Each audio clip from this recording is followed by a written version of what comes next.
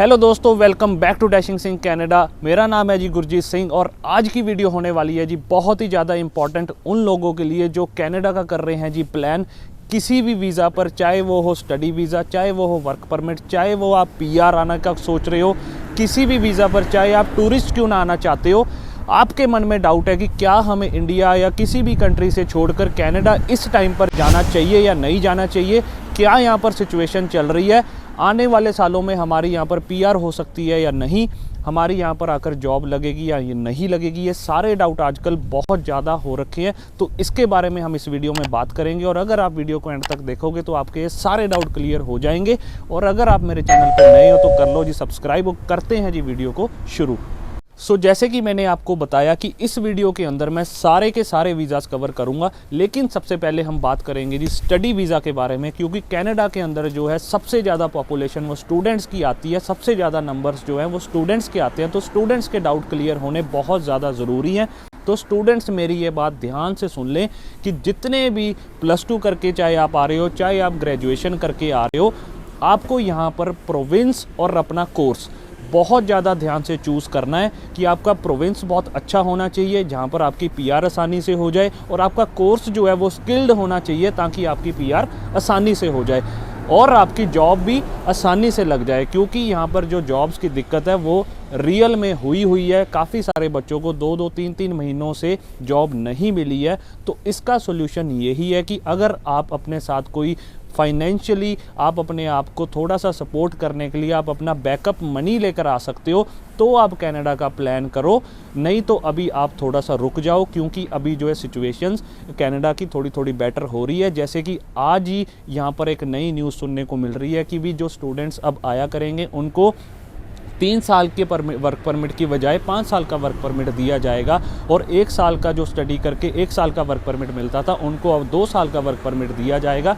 तो सिचुएशन थोड़ी थोड़ी बेटर हो रही है स्टूडेंट्स के लिए, लेकिन जो जॉब की सिचुएशन है वो अभी ठीक नहीं है। जो एक्चुअली में जो ये प्रॉब्लम है वो आप सोशल मीडिया पर देख ही रहे हो, वो अभी यहाँ पर है। तो उसका यही सोल्यूशन है कि आप अपने फ्रेंड्स से, अपने फैमिली से आप अपनी रेफरेंस लेकर आओ, पहले से ही बात करके आओ कि अगर आप कनाडा जाने का प्लान कर रहे हो तो आपका कोई ना कोई हिला हुआ होना चाहिए आपकी जॉब्स का, आपकी अकोमोडेशन का, ताकि आपको यहाँ आकर प्रॉब्लम ना हो। ठीक है, तो आपको इस चीज़ का बहुत ज़्यादा ध्यान देना है स्टूडेंट्स को। तो अब ये सारी बात कर ली हमने स्टूडेंट्स की, इसके बाद हम बात करेंगे जी वर्क परमिट वालों की और पीआर वालों की। अब हम बात करते हैं जी वर्क परमिट वालों की, जो इंडिया से या किसी भी कंट्री से LMIA based closed work permit लेकर आते हैं। तो आपके लिए चीज़ें थोड़ी सी ठीक होने वाली हैं जी, क्योंकि आपके पास ऑलरेडी एक सिक्योर्ड जॉब होगी।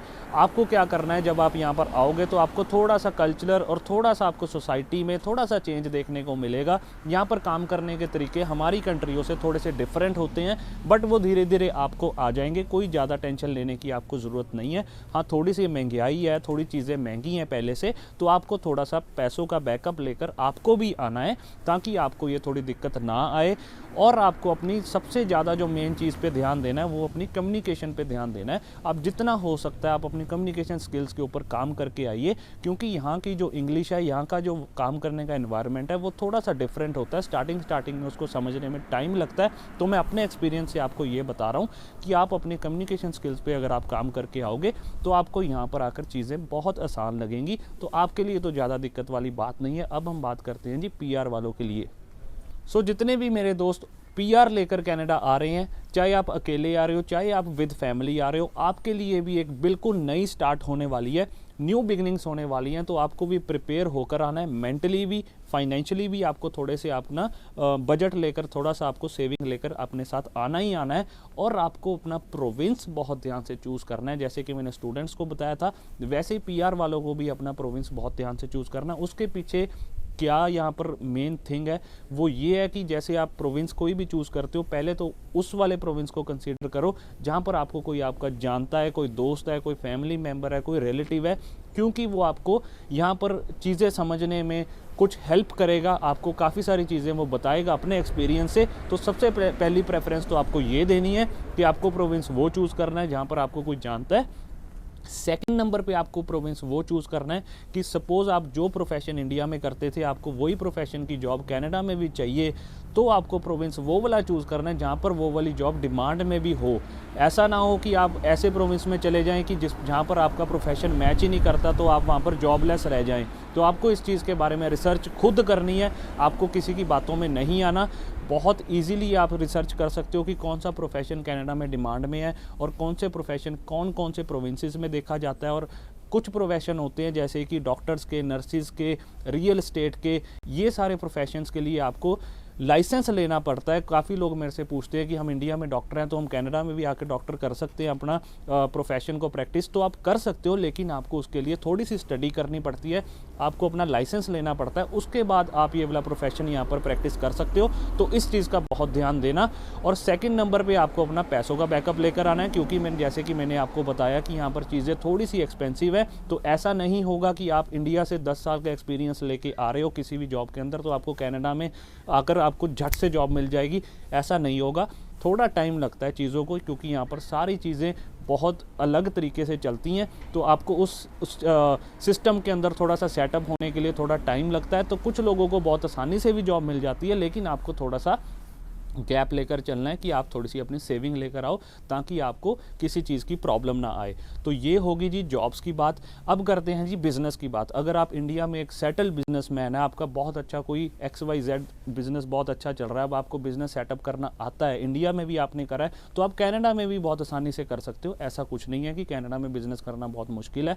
आपको बहुत ज़्यादा गवर्नमेंट रिबेट्स मिलती हैं क्योंकि आप आ रहे हो जी PR, तो गवर्नमेंट आपको सपोर्ट करती है कि आप हमारे से लोन ले सकते हो। आप हमारे से बहुत सारी यहाँ पर ग्रांट्स मिलती हैं जो आपको सपोर्ट करेंगी आपका बिजनेस ओपन करने के लिए। तो बिजनेसमैन्स को भी यहाँ पर बहुत सारी प्रॉब्लम नहीं आने वाली। लेकिन मैं बार बार आपको यही कह रहा हूँ कि अभी थोड़ी चीज़ें ठीक नहीं है। आपको थोड़ा सा चूज़ करना है कि आपका बिज़नेस ये वाला यहाँ पर डिमांडिंग है या नहीं है। ये आपको अपने बिहाफ पर देखना है, क्योंकि बिज़नेस रिस्क पे चलता है। तो आपको हो सकता है कि आपका बिज़नेस बहुत अच्छा चल जाए, हो सकता है ना भी चले। तो ये आपको ही चूज़ करना है कि आप कौन सा प्रोविंस चूज़ करो।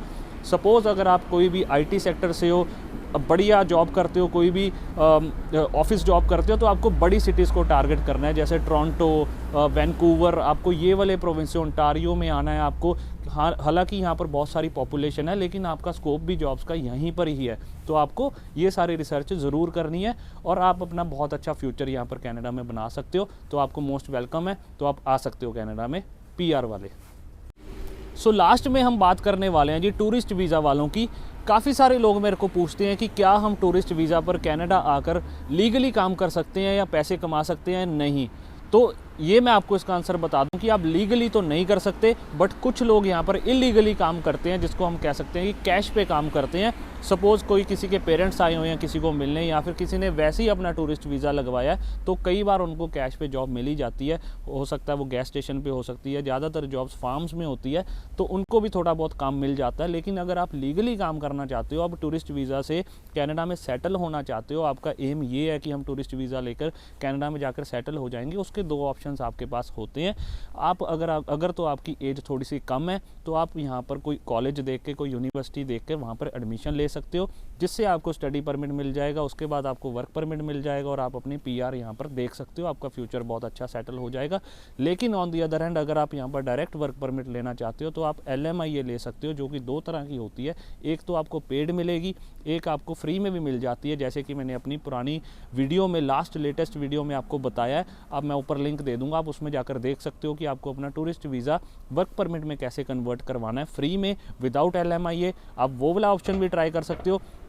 लेकिन अगर आपका वो ऑप्शन नहीं होता, तो आपको डरने की ज़रूरत नहीं है। आपके पास एक और ऑप्शन होता है जिसको कहते हैं जी पेड LMIA, तो आप वो भी ले सकते हो। आप उसके लिए भी अगर आपको क्वेरी है, तो आप मेरे को डायरेक्टली मैसेज कर सकते हो। मेरे इंस्टाग्राम पे भी डैशिंग सिंह कैनेडा, फेसबुक पे कर सकते हो डैशिंग सिंह कैनेडा, या फिर इस वीडियो पे भी आप कमेंट कर सकते हो।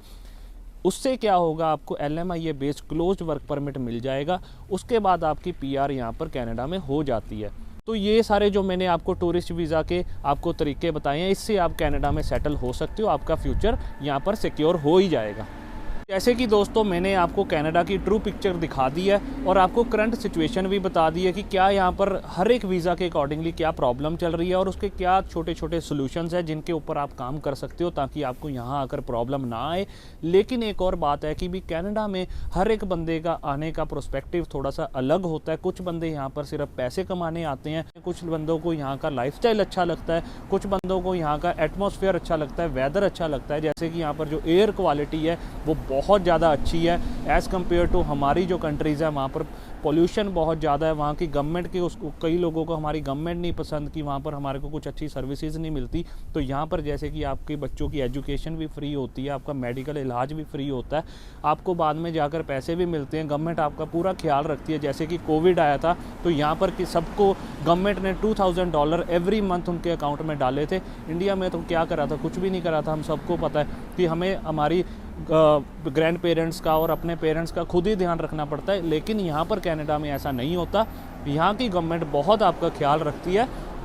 तो आपको घबराना नहीं है कि हाँ, जैसे मैंने आपको बताया कि थोड़ी सी सिचुएशन बैड चल रही है तो ये लॉन्ग टर्म नहीं है, इसके ऊपर गवर्नमेंट काम कर रही है, स्लोली चीज़ें ठीक हो रही हैं। स्पेशली फॉर स्टूडेंट्स मैं आपको बताना चाहूँगा कि आप किसी की भी ऐसी सिचुएशन वाली जो दिखाते हैं लोग वीडियोस, उससे आप देखकर अपना डिसीजन चेंज मत करो। आप अपने आप को स्किल्ड बनाओ, अपने आप को स्ट्रॉन्ग बनाओ कि अगर हम कनाडा जाना चाहते हैं तो हम जाएंगे। एज अ चैलेंज लो कि हम अगर जॉब ढूंढने पे आएंगे तो अगर हमारे अंदर क्वालिटीज़ होंगी, हम अच्छे स्किल्स लेकर आएंगे तो आपको जॉब मिल ही जाएगी। तो आपको इस चीज़ की टेंशन नहीं लेनी। आपको यहाँ पर आकर आपका बहुत अच्छा फ्यूचर होगा। तो आपको डेफिनेटली अगर आप अब्रॉड जाकर पढ़ाई करना चाहे हो, ना सिर्फ कनाडा, अगर आप चाहे किसी भी कंट्री में जाना चाहते हो, ये एज अ चैलेंज होता है। आपकी एक लाइफ 0 to पूरी चेंज होती है। तो आपको आप ही इसी के जिम्मेवार हो। आपको इसके अंदर आपको सारा अपने आप को प्रिपेयर करना है। तो किसी की बातों में आकर आपको क्यों ये फैसला नहीं लेना, आपको अपना डिसीजन खुद लेना है और आप कनाडा आ सकते हो। और जितनी मैंने आपको बातें बताई हैं उसके ऊपर अगर आप काम करोगे तो आपको यहाँ आकर प्रॉब्लम नहीं आएगी। और इस वीडियो को ज़्यादा से ज़्यादा शेयर करना, जो भी बाहर आने का या कनाडा जाने का प्लान कर रहा है तो आप उसको अगर ये फॉरवर्ड करोगे तो उसको ट्रू पिक्चर मिल जाएगी और उसकी बहुत ज़्यादा हेल्प हो जाएगी। और मैं उम्मीद करता हूँ आपको ये वीडियो अच्छी लगी होगी। तो अगर आपको कोई क्वेश्चन है तो आप मेरे को कमेंट कर सकते हो और वीडियो को लाइक और शेयर ज़रूर करना। Thank you all for watching. Thank you.